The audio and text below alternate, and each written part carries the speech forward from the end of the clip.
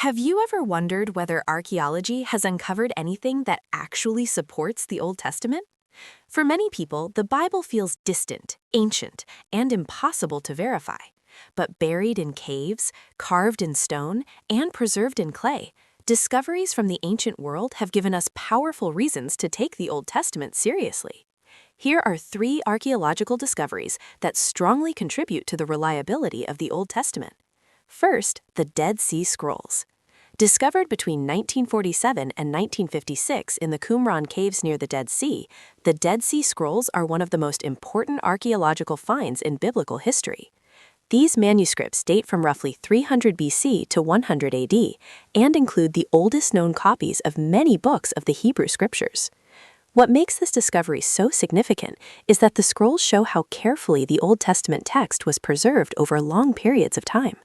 One of the most famous examples is the Great Isaiah Scroll, which is nearly complete. When compared with later Hebrew manuscripts, it shows remarkable consistency. This means that the text of the Old Testament was not wildly changed or corrupted over time, as some critics claim. Instead, the Dead Sea Scrolls provide strong evidence that the biblical text was transmitted with impressive accuracy. Second, the Tel Dan Stele.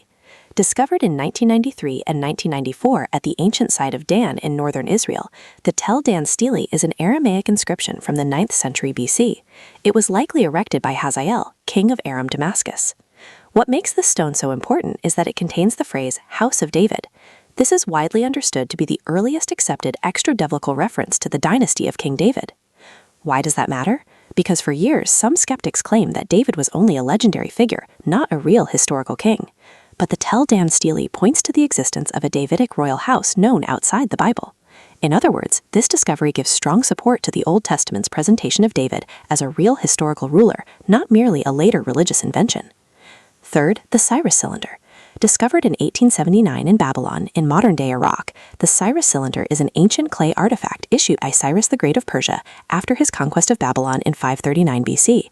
The cylinder records Cyrus's policy of allowing displaced peoples to return to their homelands and restore their religious practices.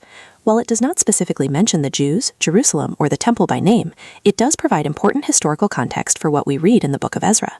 In Ezra 1, Cyrus allows the Jewish exiles to return and rebuild the temple in Jerusalem. The Cyrus Cylinder does not prove every detail of that decree directly, but it strongly supports the idea that such a policy would have been entirely consistent with the actions of Cyrus. So rather than standing in isolation, the biblical account fits the broader historical picture preserved in archaeology.